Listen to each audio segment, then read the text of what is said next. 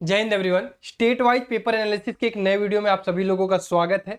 जैसा कि आप लोगों को पता है कि गुजरात के एग्जाम डेट्स भी आ चुके हैं, तो अब तो जरूरी हो गया था कि गुजरात के स्टेट पेपर का एनालिसिस किया जाए कि पिछले सालों में किस तरह से पेपर आ रहा है और अब उसके अकॉर्डिंग आपको तैयारी कैसे करनी है। तो जो भी बच्चे नए हैं उनको मैं बता देना चाहता हूँ कि इस चैनल पर यार पूरी की पूरी एनटीएससी की तैयारी कराई जाती है फ्री ऑफ कॉस्ट। आपके लिए टेस्ट सीरीज अवेलेबल है, वो आप रैंकर्स लाइव ऐप से डाउनलोड कर सकते हैं और उसके अलावा पूरी गाइडेंस सब कुछ आपको इस चैनल पर प्रोवाइड किया जाता है। तो मेक श्योर यार अगर नए हैं तो चैनल को सब्सक्राइब कर लीजिएगा। गुजरात से है तो यार कमेंट जरूर करिएगा। वीडियो पूरा देखने के बाद अच्छा लगेगा तो अपना कमेंट प्यारा सा धन्यवाद जरूर कमेंट बॉक्स में जरूर दीजिएगा। और अगर अदर स्टेट्स हैं तो आप बिल्कुल भी चिंता मत करिए, हो सकता है कि आपके स्टेट की एनालिसिस हो चुकी हो। स्टेट वाइज पेपर एनालिसिस के एक प्लेलिस्ट में जाकर चेक कर लीजिएगा और अगर नहीं हुई होगी तो कमेंट करिएगा, जल्द ही आपके स्टेट वाइज पेपर का एनालिसिस आएगा। ठीक है, तो आज हम लोग यार बात करने वाले हैं गुजरात की, जहां पर मैं आपको बताऊंगा कि गुजरात के पेपर में क्या क्या चीजें पूछी जाती है। मैट में इस वीडियो में आपको हम क्या क्या डिस्कस करने वाले हैं। सेट में आपसे क्या पूछा जाता है, इंपॉर्टेंट चैप्टर्स आपके लिए कौन कौन से होने वाले हैं, लास्ट ईयर कट ऑफ कितना गया था, एग्जाम जो अब बचा हुआ है, आपको पता है कि एग्जाम के डेट्स क्या है, सभी लोग लिख लीजिए। एग्जाम का डेट है जो है 16 जनवरी 2022।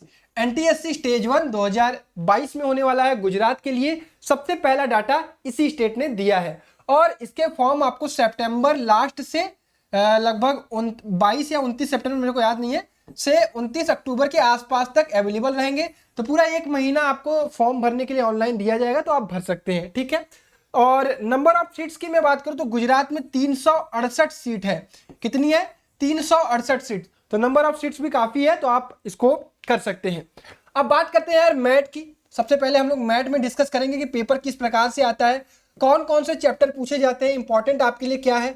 तो भाई देखो, 100 नंबर का आपका पेपर होने वाला है, 100 क्वेश्चन होने वाले हैं और 120 नंबर होने वाला है। ठीक, यहां पे जो है वो वर्बल रीजनिंग आती है, ठीक है, नॉन वर्बल रीजनिंग आती है और इसके अलावा बेसिक मैथ के, मैं तो कहूंगा कि बेसिक मैथ के सवाल नहीं आते हैं, लेकिन मेरी एनालिसिस जो अभी तक बता रही है इसमें 5 क्वेश्चन एज रिलेटेड आते हैं। एज रिलेटेड तो मैं इसको बेसिक मैथ में न डालकर इसको अरिथमेटिक रीजनिंग वाले चैप्टर में डाल सकता हूं, जो कि मैंने आपको पढ़ाया है। ठीक है, आई होप अगर आपने क्लास देखी होगी तो आपको पता होगा कि भैया ने अरिथमेटिक रीजनिंग पढ़ाया है। 5 क्वेश्चन इसके आते हैं।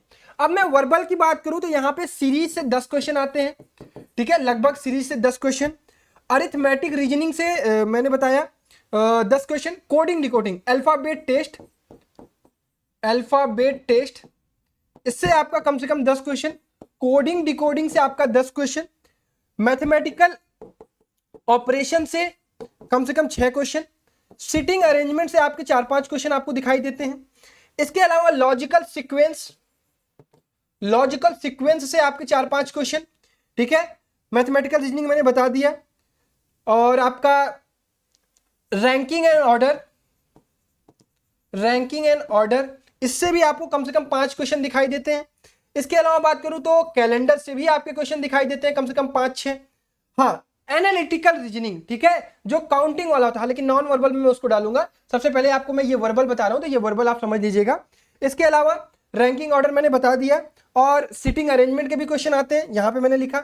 इसके अलावा आपके क्लॉक के भी क्वेश्चन कभी कभी आते हैं। इसके अलावा वेन डायग्राम के आते हैं, ठीक है, थोड़ा बहुत सिलॉजिज्म के आते हैं। तो ओवरऑल देखा जाए तो जो वर्बल रीजनिंग है, टोटल आपको लगभग 70 क्वेश्चन के आसपास वर्बल रीजनिंग दिखाई देगा। अरिथमेटिक रीजनिंग को भी 5 क्वेश्चन हम किसमें कंक्लूड करते हैं, इसी में, वर्बल रीजनिंग में। ठीक है, अब इसके आगे मैं आपको बताता हूं नॉन वर्बल रीजनिंग की। तो नॉन वर्बल रीजनिंग आपका 30 नंबर आता है, जिसमें मैंने पिछले साल देखा था 10 क्वेश्चन आपके काउंटिंग फिगर से आते हैं। तो भैया आपका ये चैप्टर काफी इंपॉर्टेंट हो जाता है। ठीक है, 10 इस बार आए थे, 2019 में भी 5-6 क्वेश्चन आते हैं। तो काउंटिंग फिगर आपके लिए काफी इंपॉर्टेंट है। इसके अलावा mirror image, water image, series, analogy, classification वगैरह जो भी है। पीछे की भी बात करें तो एनालॉगी वगैरह भी आता है, यहाँ पे एनालॉगी भी डाल दीजिएगा। 5-10 क्वेश्चन आपके एनालॉगी से आते हैं। तो कुल मिला के मैं बताऊं आपको, तो ये जो पोर्शन है मैंने पूरा पढ़ा रखा है। आपको क्या करना है, आपको पूरा का पूरा मैथ का प्लेलिस्ट कंप्लीट करना पड़ेगा। ठीक है, जो भी बच्चे नए हैं एकदम परेशान मत हो, आपके पास प्रॉपर टाइम है। आप अगर 15 दिन मेहनत कर जाएंगे तो टोटल 62 लेक्चर है, वर्बल प्लस नॉन वर्बल की। आप अगर इतना कर गए ढंग से, ठीक है, इतना अगर ढंग से कर गए तो आपको कोई भी इसमें मैट में 100 में से 95 प्लस स्कोर करने से नहीं रोक सकता है। पेपर के लेवल की बात करूं तो पेपर का लेवल जो होता है वो इजी होता है। इट मींस अगर आपको चीजें आती हैं तो आप एकदम सही सही करके आओगे। अभी कट ऑफ के बारे में डिस्कस करेंगे, लेकिन सबसे पहले आप समझ लीजिए कि मैट का पेपर अगर इजी आ रहा है तो आपको यहां से 95 प्लस स्कोर करना पड़ेगा, बिकॉज कट ऑफ काफी अच्छी जाती है। ठीक है, ये सारी चीजें हम डिस्कस करेंगे।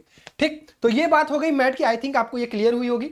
इसके आगे मैं बता दूं कि अगर आप गुजरात के हैं, ठीक है, आपके लिए सबसे अच्छी बात यह है कि इस चैनल पर बहुत बढ़िया तरीके से टेस्ट सीरीज अवेलेबल है। ये टेस्ट सीरीज क्या है, एनटीएससी का बैच मैंने पढ़ाया, पूरा का पूरा पढ़ा दिया, रिवीजन करा दिया। अब देखो यार, टेस्ट नहीं दोगे तो आपको कभी भी आपको पता नहीं चलेगा कि पेपर का पैटर्न क्या होता है, पेपर में अटेम्प्ट कैसे करते हैं, सारी चीजें। तो आपके लिए 7 पार्ट टेस्ट, 7 फुल टेस्ट के अलावा मैथ की प्रॉपर तैयारी के लिए वीकली टेस्ट भी इंक्लूडेड है। मैथमेटिक्स के लिए वीकली टेस्ट आएगा, साइंस के लिए वीकली टेस्ट आएगा, सब कुछ आएगा। ठीक है, इसके लिए आपको 399 रुपीज हमारे रैंकर्स लाइव के ऐप से डाउनलोड करके पे करिए। रैंकर्स लाइव प्ले स्टोर पे अवेलेबल है, डायरेक्टली डाउनलोड कर सकते हैं आप इसको। फिर उसके बाद लॉगिन करने के बाद एनटीएससी कैटेगरी चूज करिएगा, एनटीएससी आरंभ टेस्ट सीरीज, इस पर क्लिक करिएगा, 399 रुपीज, और बाय नाउ करके पेमेंट कर दीजिएगा। जो भी टेस्ट अवेलेबल है सभी के सभी प्रीवियस टेस्ट भी आपको मिल जाएंगे, आपको परेशान नहीं होना है। ध्यान ये रखिएगा, ये सिर्फ आपके लिए टेस्ट सीरीज नहीं होने वाला है, इस टेस्ट सीरीज में आपको पूरे मेंटरशिप भी दी जाएगी, पूरी की पूरी गाइडेंस दी जाएगी। 2 से 3 जूम मीटिंग 2-3 घंटे की कंडक्ट कराई जाती है। नए बच्चों की जूम मीटिंग बहुत जल्द होने वाली है, तो अगर आप गुजरात के हैं तो जल्दी से जल्दी इस टेस्ट को परचेज कर लें।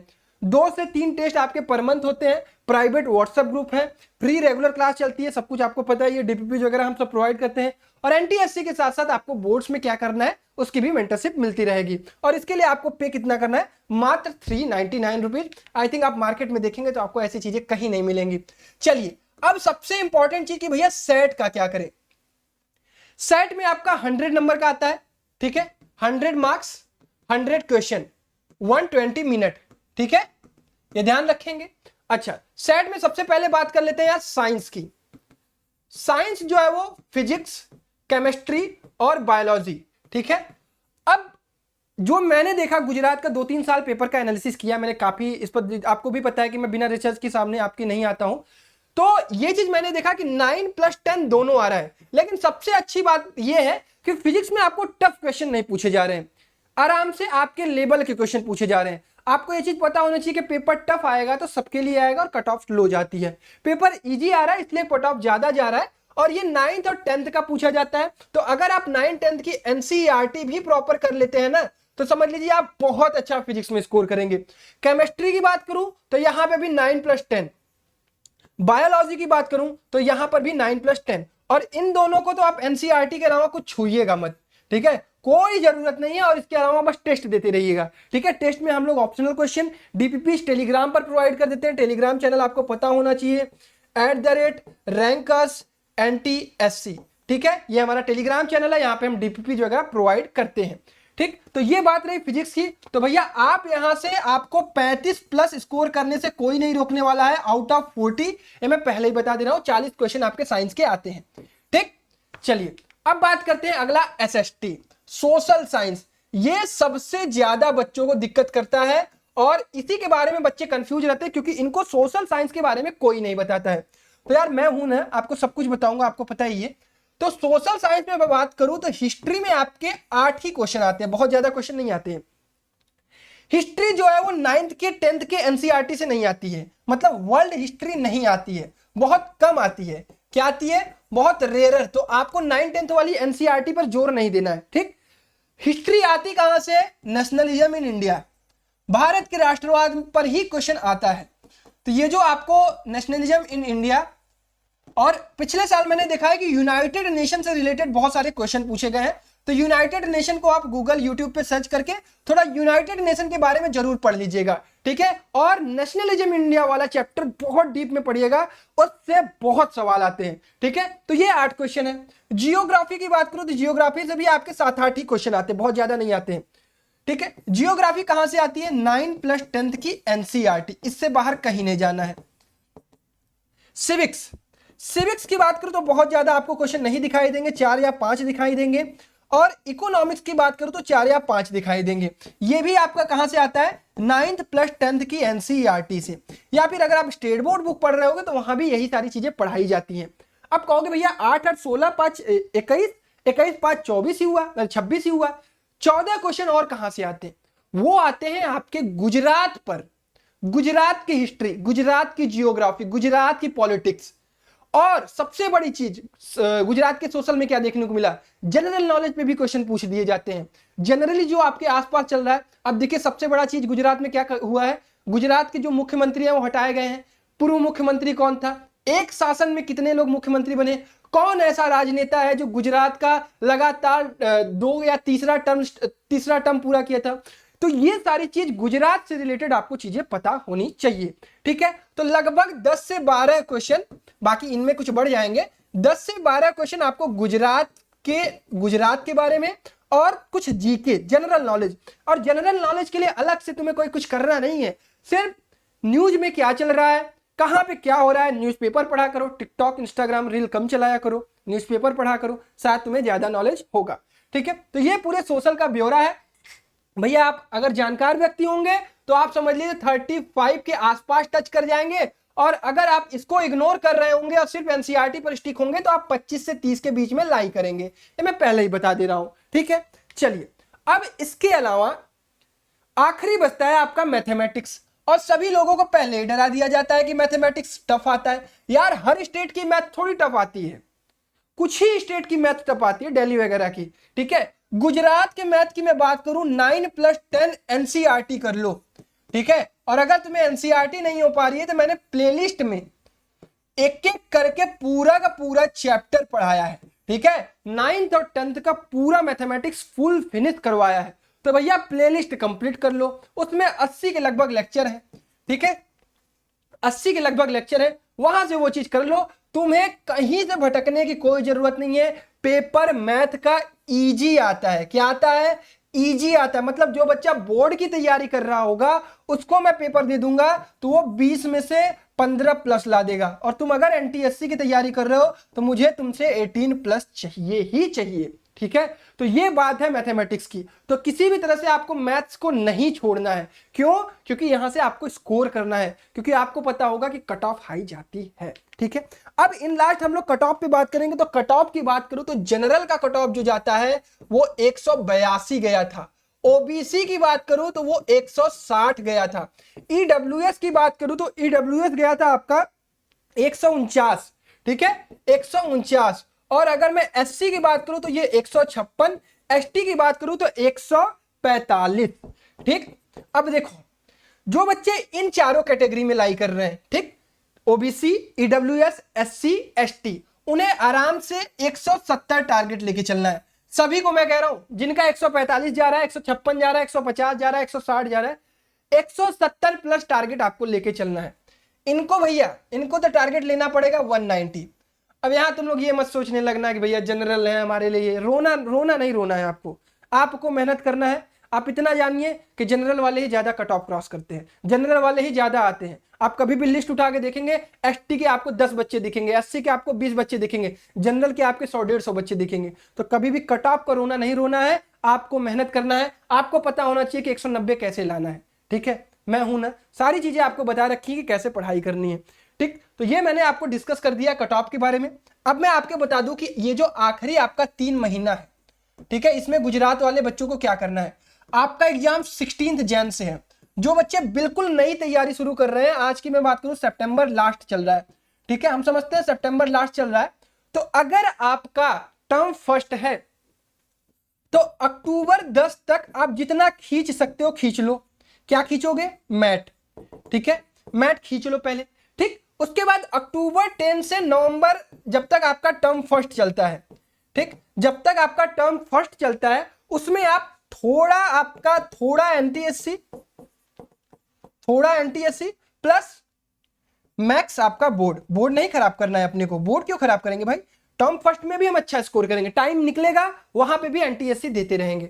फिर उसके बाद जैसे ही खाली होंगे पूरा दिसंबर महीना पूरा एकदम जोर लगा देना है कि भाई दिसंबर महीना आ गया है, आखिरी महीना है, इसमें पूरा जान झोंक देना है, जो भी चीजें बची रहेंगी, जो भी चीजें हैं मैं बताता रहूंगा। ठीक, तो दिसंबर महीना अपने आप को करना है और जनवरी 16 तक अपने आप को रिवीजन करना है 15 दिन। ठीक है, तो बहुत बढ़िया फॉर्मेट बन जाएगा यार दोस्त।